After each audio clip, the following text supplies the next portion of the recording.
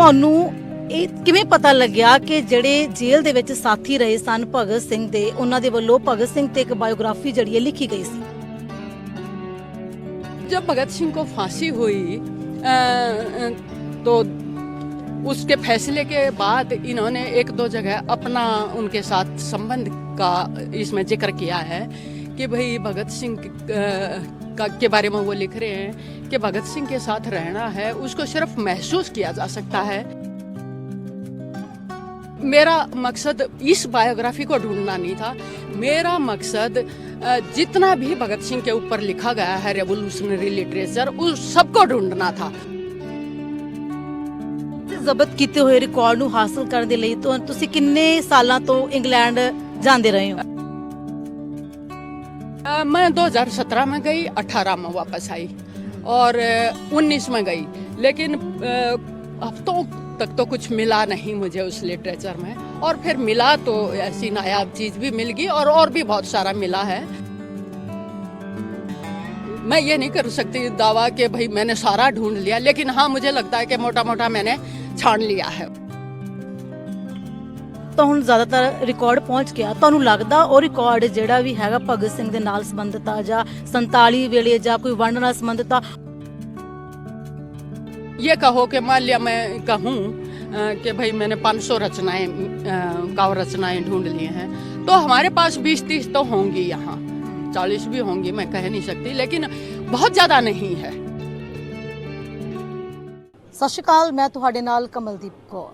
ਤਾਂ ਅੱਜ ਬਹੁਤ ਹੀ ਖਾਸ ਦਿਨ ਹੈ, ਸ਼ਹੀਦੀ ਆਜ਼ਮ ਭਗਤ ਸਿੰਘ ਦਾ ਸ਼ਹੀਦੀ ਦਿਹਾੜਾ। ਇਸ ਦਿਨ ਸ਼ਹੀਦ ਭਗਤ ਸਿੰਘ ਦੇ ਨਾਲ ਰਾਜਗੁਰੂ ਅਤੇ ਸੁਖਦੇਵ ਨੇ ਵੀ ਜਿਹੜੀ ਆ ਫਾਂਸੀ ਦਾ ਰੱਸਾ ਚੁੰਮਿਆ ਸੀ ਅੰਗਰੇਜ਼ਾਂ ਤੋਂ ਸਾਨੂੰ ਆਜ਼ਾਦ ਕਰਾਉਣ ਦੇ ਲਈ। ਅੱਜ ਦੇ ਦਿਨ ਅਸੀਂ ਬਹੁਤ ਸਮਾਗਮ ਕਰਦੇ ਹਾਂ, ਭਗਤ ਸਿੰਘ ਦੇ ਨਾਲ ਰਿਲੇਟਡ ਹੁੰਦੇ ਨੇ, ਸੁਖਦੇਵ ਰਾਜਗੁਰੂ ਦੇ ਨਾਲ ਰਿਲੇਟਡ ਹੁੰਦੇ ਨੇ, ਸ਼ਰਧਾਂਜਲੀ ਦਿੱਤੀ ਜਾਂਦੀ ਹੈ। ਅਸੀਂ ਆਪਣੇ ਫੇਸਬੁੱਕ ਤੇ ਸਟੋਰੀਆਂ ਵੀ ਪਾਉਂਦੇ ਹਾਂ, ਆਪਣੇ WhatsApp ਤੇ ਜਿਹੜੀਆਂ ਸਟੇਟਸ ਵੀ ਪਾਉਂਦੇ ਹਾਂ ਕਿ ਅੱਜ ਦੇ ਦਿਨ ਸਾਨੂੰ ਬਹੁਤ ਖਾਸ ਦਿਨ ਹੈ। ਅੱਜ ਦੇ ਦਿਨ ਸ਼ਹੀਦ ਆਜ਼ਮ ਭਗਤ ਸਿੰਘ ਨੇ ਭਰੀ ਜਵਾਨੀ ਦੇ ਵਿੱਚ ਫਾਂਸੀ ਦਾ ਰੱਸਾ ਚੁੰਮਿਆ ਸੀਗਾ।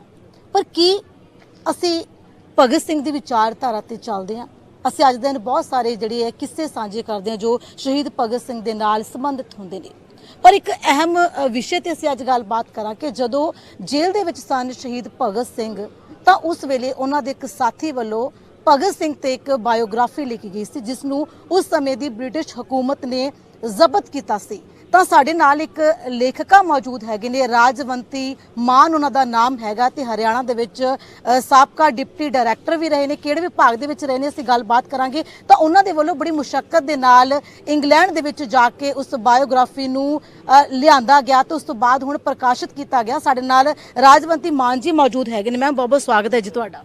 जी बहुत शुक्रिया।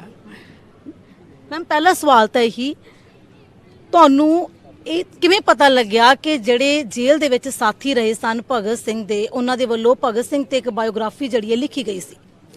भगत सिंह के जेल के साथी एक पहले जितेंद्र नाथ सान्याल ने बायोग्राफी भगत सिंह के ऊपर लिखी थी, और एक ये इस जो अभी मैं साझा कर रही हूँ आपके साथ, ये बायोग्राफी भी लिखी गई थी CS वेणु, जो उनके तमिल साथी थे और सह कैदी थे, माने उनके साथ को प्रिजनर थे। तो जब भगत सिंह को फांसी हुई तो उसके फैसले के बाद इन्होंने एक दो जगह अपना उनके साथ संबंध का इसमें जिक्र किया है कि भाई भगत सिंह के बारे में वो लिख रहे हैं कि भगत सिंह के साथ रहना है, उसको सिर्फ महसूस किया जा सकता है कि ऐसे आदमी, ऐसी जीवात्मा के साथ रहना क्या होता है। मैं सिर्फ इसका एहसास कर सकता हूँ, इसको महसूस कर सकता हूँ, मैं शब्द नहीं दे सकता, ये उसका कहना है। और उन्होंने उनकी फांसी के बाद ये बायोग्राफी लिखी उनकी, जो मद्रास से छपी और मद्रास से जब्त कर ली गई ब्रितानी हुकूमत ने, और ये मुझे हासिल हुई इंडिया ऑफिस लाइब्रेरी लंदन से। मेरी 3-4 साल से मैं दो तीन विजिट हुई मेरी, तो मुझे वहाँ से हासिल हुई। और मूल रूप में ये अंग्रेजी में थी, तो मूल रूप में अंग्रेजी को मैंने इसको एडिट किया है और हिंदी में भी इसको अनुवाद किया है। कितने ਸਮੇਂ ਤੱਕ ਤੁਸੀਂ ਇਸ ਦੇ ਜਦੋਜਹਿਦ ਕੀਤੀ, ਕਿਉਂਕਿ ਮਨ ਦੇ ਵਿੱਚ ਇੱਕ ਭਾਵਨਾ ਹੋਊਗੀ ਕਿ ਸ਼ਹੀਦ ਭਗਤ ਸਿੰਘ ਦੇ ਸੰਬੰਧੀ ਇੱਕ ਬਾਇਓਗ੍ਰਾਫੀ ਲਿਖੀ ਹੋਈ ਹੈ, ਤਾਂ ਕਿਵੇਂ ਮੈਂ ਉਹਨੂੰ ਹਾਸਲ ਕਰਾਂ? मैनू नहीं पता सी कि बायोग्राफी लिखी हुई है भगत सिंह के ऊपर। मैं जितना भी जब्त साहित्य है मैं उसको सारे को ढूंढना था। मेरा मकसद इस बायोग्राफी को ढूंढना नहीं था। मेरा मकसद जितना भी भगत सिंह के ऊपर लिखा गया है रेवोल्यूशनरी लिटरेचर, उस सबको ढूंढना था। उसमें ये भी मिली। तो ये तो मुझे नहीं मालूम था कि CS वेणु की कैटलॉग में जरूर था कि CS वेणु की ऐसे ऐसे एक कैटलॉग उनके में मिला था, पर मुझे नहीं मिला था कि मैं इसको हासिल कर पाऊंगी, क्योंकि मेरा मकसद तो सारे ही रेवोल्यूशनरी लिटरेचर को खोजना मेरा मकसद था। ਇਸ ਜ਼ਬਤ ਕੀਤੇ ਹੋਏ ਰਿਕਾਰਡ ਨੂੰ ਹਾਸਲ ਕਰਨ ਦੇ ਲਈ ਤੁਸੀਂ ਕਿੰਨੇ ਸਾਲਾਂ ਤੋਂ ਇੰਗਲੈਂਡ ਜਾਂਦੇ ਰਹੇ ਹੋ? मैं 2017 में गई, 18 में वापस आई और 19 में गई, लेकिन हफ्तों तक तो कुछ मिला नहीं मुझे उस लिटरेचर में। और फिर मिला तो ऐसी नायाब चीज़ भी मिल गई और भी बहुत सारा मिला है जो अगली किताब में मैं लेके आऊँगी। तो ये तो शायद भगत सिंह की साल 17 से करवा लिया ये काम। 17 ਤੇ 18 ਦੇ ਵਿੱਚ ਜਦੋਂ ਤੁਸੀਂ ਗਏ ਸੀ ਉਸ ਸਮੇਂ ਤੁਸੀਂ ਇਹਨੂੰ ਲੱਭਣ ਦੀ ਕੋਸ਼ਿਸ਼ ਕੀਤੀ ਸੀ? ਇਸੇ ਰਿਕਾर्डिंग गई सी का और कोई लिटरेचर? मैं सारा रेवोल्यूशनरी लिटरेचर को लब रही थी, सारा रेवोल्यूशनरी का कि इन्होंने जब्त क्या क्या किया गया है, मैं उस सारे को देखना चाह रही थी। चाहे वो जलियांवाले बाग का हो, चाहे वो क्रांतिकारी आंदोलन से जुड़ा हुआ हो, भगत सिंह और मैंने क्रांतिकारी का मतलब इन्हीं का रिकॉर्ड। तो ये दो घटनाएं ऐसी हैं जिसने पूरे जलियांवाला बाग और इनकी फांसी भगत सिंह राजगुरु सुखदेव की, इन्होंने पूरे देश को हिला दिया था। और हर भाषा, पंजाबी, उर्दू, गुजराती, मराठी, कन्नड़, कनारी, बंगाली, सिंधी, उर्दू, हर भाषा में लिखा गया था। तो ये मेरा तो कोशिश ये थी कि अंग्रेजी और हिंदी की को ढूंढूं, क्योंकि हिंदी में कोई ज़्यादा आया नहीं है रेवोल्यूशनरीज का जो जब्त साहित्य है वो आया नहीं था। तो मेरा मकसद तो उसको खोजना था और उसमें मुझे ये चीज़ भी मिल गई। और वो जितेंद्र नाथ सान्याल वाली भी बायोग्राफी मैंने खोज ली थी, लेकिन क्योंकि वो पहले छप चुकी है इसलिए मैंने उसको नहीं, ये हमारे सामने अभी तक पाठकों के सामने या हिस्टोरियन के सामने या रिसर्चर्स के सामने नहीं आई थी। तो ये इस पे मैंने सबसे पहले छापने का किया। ਇੰਗਲੈਂਡ ਗਏ ਤੁਸੀਂ, ਤੁਹਾਨੂੰ ਕੀ ਪਤਾ ਲੱਗਿਆ ਕਿੰਨਾ ਕੁ ਕੁਝ ਜਿਹੜਾ ਹੈ ਉਸ ਸਮੇਂ ਬ੍ਰਿਟਿਸ਼ ਹਕੂਮਤ ਨੇ ਜ਼ਬਤ ਕੀਤਾ ਸੀ ਭਗਤ ਸਿੰਘ ਦੇ ਨਾਲ ਰਿਲੇਟਡ ਸੀਗਾ ਜਿਹੜਾ? भगत सिंह के सैकड़ों से ज़्यादा किताबें हैं जो रेवोल्यूशनरी से हैं, और सारी भाषाओं का मिला दे तो काफ़ी हैं। क्योंकि मैं जहाँ तक खोज पाई हूँ अभी काफ़ी कुछ है जो मैंने लिया है, अगली किताब की उस पर बात करेंगे, लेकिन काफ़ी कुछ है जो मुझे हासिल हुआ है वहाँ से। और मैं ये नहीं कर सकती दावा कि भाई मैंने सारा ढूंढ लिया, लेकिन हाँ मुझे लगता है कि मोटा मोटा मैंने छान लिया है उनका। ਇਹ ਸਿਰਫ ਭਗਤ ਸਿੰਘ ਦੇ ਨਾਲ ਸੰਬੰਧਿਤ ਸੀਗਾ ਰਿਕਾਰਡ ਜਾਂ ਫਿਰ ਆਜ਼ਾਦੀ ਸਮੇਂ ਜਿਹੜਾ ਵੀ ਅਤਿਆਚਾਰ ਜਾਂ ਜੋ ਅੰਗਰੇਜ਼ਾਂ ਵੱਲੋਂ ਕੀਤਾ ਗਿਆ ਉਹਦੇ ਨਾਲ ਰਿਲੇਟਡ ਵੀ ਕੋਈ ਹੈਗਾ ਰਿਕਾਰਡ? बिल्कुल। जो प्रतिबंधित साहित्य है ना वो जब्त क्यों करते थे, क्यों वो प्रतिबंध लगाते थे? क्योंकि उनके अगेंस्ट था। किसानों की बात यहाँ करते हैं, मजदूरों की बात यहाँ करते हैं, यहाँ उनके अत्याचार की बात करते हैं, यहाँ उनके सारे जुल्म सितम की बात करते हैं, यहाँ आज़ाद होने की तमन्ना को जाहिर करते हैं। सब चीज़ें हैं इस रिकॉर्ड में, लेकिन ये है कि ये सामने आया नहीं है, इसलिए हम उसका इवेल्युएशन, उसका एनालिसिस नहीं कर पा रहे। तो ये अब आ रहा है सामने, तो होगा इस पे। ਤੁਹਾਡੇ ਕੋਲ ਤਾਂ ਹੁਣ ਜ਼ਿਆਦਾਤਰ ਰਿਕਾਰਡ ਪਹੁੰਚ ਗਿਆ, ਤੁਹਾਨੂੰ ਲੱਗਦਾ ਉਹ ਰਿਕਾਰਡ ਜਿਹੜਾ ਵੀ ਹੈਗਾ ਭਗਤ ਸਿੰਘ ਦੇ ਨਾਲ ਸੰਬੰਧਿਤ ਆ ਜਾਂ 47 ਵੇਲੇ ਜਾਂ ਕੋਈ ਵੰਡ ਨਾਲ ਸੰਬੰਧਿਤ ਆ, ਉਹ ਰਿਕਾਰਡ ਜਿਹੜਾ ਸਾਡੇ ਇੰਡੀਆ ਤੱਕ ਪਹੁੰਚ ਗਿਆ, ਸਾਡੀ ਇੰਡੀਆ ਦੇ ਲੋਕ ਉਸ ਸੰਬੰਧੀ ਜਾਣਦੇ ਨੇ? कुछ एक का थोड़ा बहुत पता है कुछ, लेकिन ये कहो कि मान लिया मैं कहूँ कि भाई मैंने 500 रचनाएं काव्य रचनाएं ढूंढ लिए हैं, तो हमारे पास 20-30 तो होंगी, यहाँ 40 भी होंगी, मैं कह नहीं सकती, लेकिन बहुत ज़्यादा नहीं है। जितना मैं कोशिश कर रही हूँ उसका 5-10% होगा यहाँ, तो वो बाकी मैं दे दूंगी। ਅੱਛਾ, ਇਹ ਸਾਹਿਤ ਦੇ ਵਿੱਚ अपने वालों दे दूंगी। ਅੱਛਾ, ਇਹ ਰਿਕਾਰਡ ਦੇ ਵਿੱਚ ਕੀ ਕੁਝ ਜਿਹੜਾ ਤੁਸੀਂ ਪੜਿਆ ਵੀ ਹੋਏਗਾ, ਕੀ ਕੁਝ ਲਿਖਿਆ ਹੋਇਆ ਉਹਨਾਂ ਦੇ? ਹਾਂਜੀ, ਜਿਹੜੇ ਉਹਨਾਂ ਦੇ ਦੋਸਤ ਦੇ ਵੱਲੋਂ ਜਿਹੜੀ ਬਾਇਓਗ੍ਰਾਫੀ ਲਿਖੀ ਗਈ ਜੇਲ੍ਹ ਦੇ ਸਾਥੀ।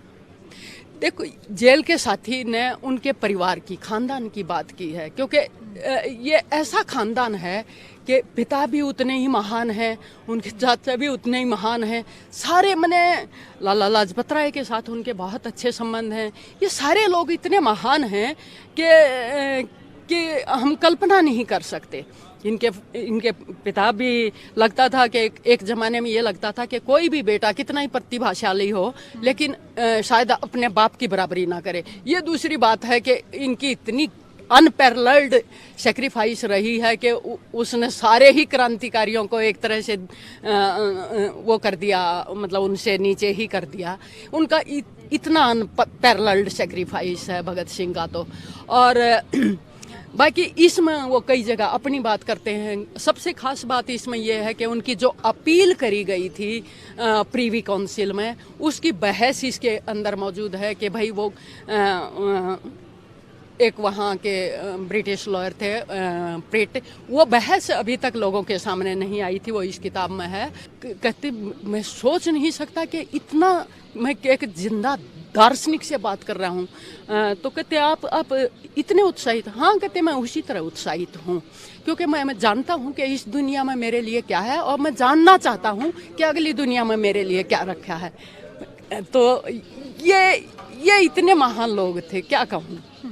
अच्छा, भगत सिंह की फांसी तो किन्ने क समय बाद जिहड़ी है बायोग्राफी लिखी गई सी ते जब्त कदों हो गई सी? ये भगत सिंह को फांसी हुई आज के दिन 23 मार्च को 1931 को, और ये लिखी गई और छपी। ये तो कोई देखो ना, तो उस टाइम पे पब्लिशर का नाम था, लेकिन हाँ ये है कि उसने एक मद्रास का पता दे रखा है, जिससे हम ये कहते हैं कि ये मद्रास से छपी है। और ये वहाँ 12 नवंबर 1931 को ब्रिटिश म्यूजियम में ये दर्ज कर ली गई, और उसके बाद तो वो तालाबंद करके रखी गई। ये 1970 के आसपास खोली गई है, 67-68 के दौरान खोली गई है। उससे पहले ये जब्त साहित्य नहीं खोला गया था। मैम, ਇਹ ਕੀ ਖਾਸ ਕਾਰਨ ਇਸ ਬਾਇਓਗ੍ਰਾਫੀ ਦੇ ਵਿੱਚ ਰਿਹਾ ਹੋਏਗਾ कि ब्रिटिश हुकूमत ने जब्त ही कर लिया रिकॉर्ड? बहुत सारा यहाँ से करते हैं, सारी जितनी भी ब्रिटिश के खिलाफ थी वो सारी ही जब्त की जाती थी। इसमें कोई खास नहीं, हजारों पब्लिकेशन हैं जो जब्त हुई है। ਸਾਡੀਆਂ ਸਰਕਾਰਾਂ ਗੱਲਾਂ ਕਰਦੀਆਂ ਜਦੋਂ ਵੀ ਸ਼ਹੀਦ ਭਗਤ ਸਿੰਘ ਦਾ ਕੋਈ ਜਨਮ ਦਿਨ ਹੁੰਦਾ ਜਾਂ ਕੋਈ ਸ਼ਹੀਦੀ ਦਿਵਸ ਹੁੰਦਾ ਕਿ ਸਾਡੀ ਸਰਕਾਰ ਨੇ ਕਦੇ ਕੋਸ਼ਿਸ਼ ਨਹੀਂ ਕੀਤੀ ਬ੍ਰਿਟਿਸ਼ ਹੁਕੂਮਤ ਨਾਲ ਰਾਬਤਾ ਕਾਇਮ ਕਰਨ ਦੀ ਕਿ ਸਾਡਾ ਰਿਕਾर्ड हैगा, सानू भेजो? मेरे ख्याल से तो इस तरह का तो सरकारों को नहीं है फुर्सत इसमें, क्योंकि सरकारों की तरफ से कोशिश की जाती होगी। मैं आपको एक छोटा सा और उदाहरण देती हूँ। अपनी सरकारों के बारे में ना मैं कोई टिप्पणी करना चाहती, लेकिन हाँ एक प्रयास की बात करती हूँ कि एक हिंदी के निर्मल वर्मा हैं, शायद आप जानते होंगे। उन्होंने एक सागा ग्रंथ हैं जो आयरलैंड के अपने पांडुलिपियाँ मानी जाती हैं, मैन्युस्क्रिप्ट्स मानी जाती हैं। वो एक बार डेनमार्क वाले ले गए थे, तो उनको उन्होंने इतना प्रेशराइज कर दिया उनको कि भाई हमारे ग्रंथ ले गए हमारे, और आखिर उनको तंग आके वो ग्रंथ लौटाने पड़े। तो साहित्य के प्रति लोगों का ऐसा रुझान दुनिया में होता है जो कि होना चाहिए, तभी ये रिसर्च आएगी। अब क्या पता जब हमारा इतना ले गया और हम चुपचाप बैठे हैं तो अब उसमें क्या कहें। जब जैसे सामने आता है हम तो अपने समझो सीमित साधनों से एक उसकी तरह करते हैं, रिसर्चर हैं तो ढूंढने की कोशिश करते हैं कि हमारा क्या क्या लेके गए हैं। मैंने तो एक पीछे थेम्स तरल इतिहास करके यात्रा वृत्तांत में काफ़ी कुछ दिया है कि हमारा क्या क्या वहाँ गया हुआ है। मैम, हजे तक भगत सिंह ने शहीद का दर्जा तक नहीं मिला। हाँ, ये त्रासदी है, इसमें कुछ नहीं कहा जा सकता। इतनी त्रासद स्थिति है कि आज के तारीख में अगर हम कहें कि भगत सिंह के अलावा कोई नवयुवक या नौजवान बता सकते हैं कि आप किसको अपना आइकॉन मानोगे, बता सकते हो कोई नाम है? भगत सिंह के अलावा आपको कोई नाम दिखाई देता है? किसी को नहीं दिखता भगत सिंह के अलावा। सवाल रह गया मैम, अक्सर ही जिक्र ਹੁੰਦਾ कि भगत सिंह ਵੱਲੋਂ जेल ਦੇ ਵਿੱਚ ਬੈਠੇ ਇੱਕ ਕਿਤਾਬ ਦਾ ਪੰਨਾ ਮੋੜਿਆ ਗਿਆ ਸੀ कि कोई आऊगा इनकलाब आऊगा तो पन्ना खोलूगा, उस पन्ने का कोई जिक्र होया उस पेज का? इसमें तो मुझे नहीं मिला। बहुत सारी बातें हैं जो भगत सिंह का नाम लेके चलती हैं, तो जब तक हमें ओरिजिनल सोर्सेज पे विश्वास करना चाहिए। मैं तो क्योंकि आर्काइव्स में रही हूँ, आर्काइव्स की डिप्टी डायरेक्टर रिटायर हुई हूँ हरियाणा की, तो मैं तो ये है कि ओरिजिनल सोर्स अगर मिलता है तो मैं उस पर बात करती हूँ। ਹੁਣ ਵੀ ਤੁਹਾਡਾ ਜਾਰੀ ਹੈ ਜਿਹੜਾ ਕੰਮ ਹੈਗਾ ਜੋ ਵੀ बिल्कुल जारी है, बिल्कुल जारी है। अब तो और फ्री होगी हूँ मैं, और जारी रहेगा। ਅੱਛਾ ਲੋਕਾਂ ਨੂੰ ਕੀ ਕਹਿਣਾ ਚਾਹੋਗੇ ਅੱਜ ਦੇ ਦਿਨ? लोगों ਨੂੰ ये कहना चाहूँगी कि खास तौर से भगत सिंह की आइडियोलॉजी को पहचाने सरकारें भी और हुकूमत भी, और सिर्फ शब्द बाणों से तो कुछ नहीं होने वाला, उसकी आइडियोलॉजी को समझने की ज़रूरत है। क्योंकि वो दुनिया में ऐसे ही भगत सिंह नहीं है, वो एक दार्शनिक क्रांतिकारी है, दार्शनिक। मैंने जो 24 साल का नहीं हुआ और उस उम्र में वो जो क्रांति के दर्शन को स्थापित करके गया है वो अनपैरेलल्ड है। कोई उसका दूसरा। ਮੈਮ ਅੱਜ ਦੇ ਦਿਨ ਜਿਹੜੇ ਨੌਜਵਾਨ ਸਾਡੇ ਹੈਗੇ ਨੇ ਹਨਾ ਵਾਲਪੇਪਰਾਂ ਤੇ ਫੋਟੋਆਂ ਲਾ ਲੈਂਦੇ, ਜਿਵੇਂ ਜ਼ਿਕਰ ਕੀਤਾ ਸੀ ਸ਼ੁਰੂਆਤ ਦੇ ਵਿੱਚ ਹਨਾ, ਗੱਡੀਆਂ ਤੇ ਅਸੀਂ ਫੋਟੋਆਂ ਲਾ ਲੈਂਦੇ ਹਾਂ, ਪਰ ਅਸੀਂ ਅਸਲ ਦੇ ਵਿੱਚ ਅਸੀਂ ਉਹਨਾਂ ਦੀ ਵਿਚਾਰਧਾਰਾ ਤੇ ਚੱਲਦੇ ਹਾਂ। ਵੱਡਾ ਸਵਾਲ ਹੈ न विचारधारा पे देखो, मैं तो ये भी नहीं कहूँगी कि वो ना लगाएं, शायद कहीं ना कहीं 1% उनके अंदर होगा कि भगत सिंह को वो रेवर करते ਕਿਤੇ हैं, ਨਾ ਕਿਤੇ ਆਪਾਂ ਉਹਨਾਂ ਨੂੰ ਇਸ ਚੀਜ਼ याद ਨਾਲ तो करते हैं ना, और कहीं ना कहीं एक सम्मान की भावना रखते हैं तभी हम करते हैं। तो मैं तो उसको बिल्कुल तो नहीं खारिज करूँगी, लेकिन हाँ ये है कि उनके बारे में जितना कुछ मिलता है ऑथेंटिक सोर्सेज को पढ़ें और जब महसूस करें।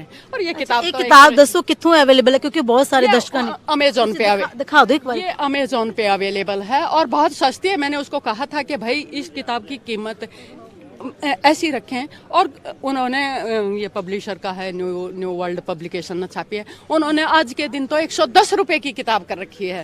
तो मैं उसको भी धन्यवाद। केड़ी लैंग्वेज ਵਿੱਚ ਹੈ ਮੈਮ? इंग्लिश और हिंदी में, पंजाबी में भी करवा रही हूँ मैं इसको, तमिल में भी करवाऊंगी। मेरी कोशिश है सब भाषाओं में हो जाए, अच्छा है, क्योंकि ये एक तरह के नेशनल हीरो क्या, ये वर्ल्ड हीरो हैं।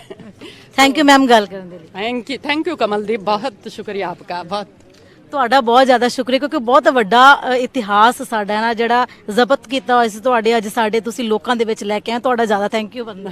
थैंक यू कमल। ਸੋ ਇਹ ਸਾਂਝੀ ਰਾਜਵੰਤੀ ਮਾਨ ਹਰਿਆਣਾ ਦੇ ਵਿੱਚ ਡਿਪਟੀ ਡਾਇਰੈਕਟਰ ਦੇ ਤੌਰ ਤੇ ਰਿਟਾਇਰ ਵੀ ਹੋਏ ਨੇ ਤੇ ਕੋਸ਼ਿਸ਼ ਦੇ ਵਿੱਚ ਲੱਗੇ ਹੋਏ ਨੇ ਕਿ ਜਿਹੜਾ ਬ੍ਰਿਟਿਸ਼ ਹਕੂਮਤ ਦੇ ਵੱਲੋਂ ਸਾਡਾ 47 ਦੇ ਸਮੇਂ ਜੋ ਰਿਕਾਰਡ ਜ਼ਬਤ ਕੀਤਾ ਗਿਆ ਹੈ ਉਹ ਅਸੀਂ ਵੱਧ ਤੋਂ ਵੱਧ ਆਪਣੇ ਇੰਡੀਆ ਤੱਕ ਲੈ ਕੇ ਆਈਏ, ਸਾਡੇ ਨੌਜਵਾਨਾਂ ਤੱਕ ਲੈ ਕੇ, ਤਾਂ ਜੇ ਸਾਡੇ ਨੌਜਵਾਨ ਹੈਗੇ ਨੇ ਭਗਤ ਸਿੰਘ ਬਾਰੇ, ਹਾਲਾਂਕਿ ਛੋਟੀ ਉਮਰ ਦੇ ਵਿੱਚ ਫਾਂਸੀ ਦਾ ਰਸਤਾ ਚੁੰਮਿਆ ਸੀ, ਕਿਉਂ ਚੁੰਮਿਆ ਸੀ, ਕੀ ਵਿਚਾਰਧਾਰਾ ਰਹੀ ਸੀ, ਉਸ ਸੰਬੰਧੀ ਜਿਹੜਾ ਸਾਡੇ ਨੌਜਵਾਨਾਂ ਨੂੰ ਪਤਾ ਲੱਗ ਸਕੇ। ਕਿਉਂਕਿ ਅਸੀਂ ਗੱਲਾਂ ਕਰਦੇ ਹਾਂ ਜਦੋਂ ਭਗਤ ਸਿੰਘ ਦਾ ਜਦੋਂ ਸ਼ਹੀਦੀ ਦਿਹਾੜਾ ਹੁੰਦਾ ਜਾਂ ਜਨਮ ਦਿਨ ਹੁੰਦਾ, ਅਸੀਂ ਗੱਲਾਂ ਬਹੁਤ ਸਾਰੀਆਂ ਕਰਦੇ ਹਾਂ ਕਿ ਅਸੀਂ ਭਗਤ ਸਿੰਘ ਦੇ ਫੈਨ ਆ, ਪਰ ਅਸੀਂ ਅਸਲ ਦੇ ਵਿੱਚ ਸ਼ਹੀਦ ਭਗਤ ਸਿੰਘ ਦੀ ਵਿਚਾਰਧਾਰਾ ਤੇ ਚੱਲਦੇ ਹਾਂ। ਇਹ ਬਹੁਤ ਹੀ ਸੋਚਣ ਵਾਲੀ ਗੱਲ ਹੈ। ਫਿਲਹਾਲ ਕੈਮਰਾਮੈਨ ਗੁਰੀ ਦੇ ਨਾਲ ਕਮਲਦੀਪ ਕੌਰ, ਚੰਡੀਗੜ੍ਹ।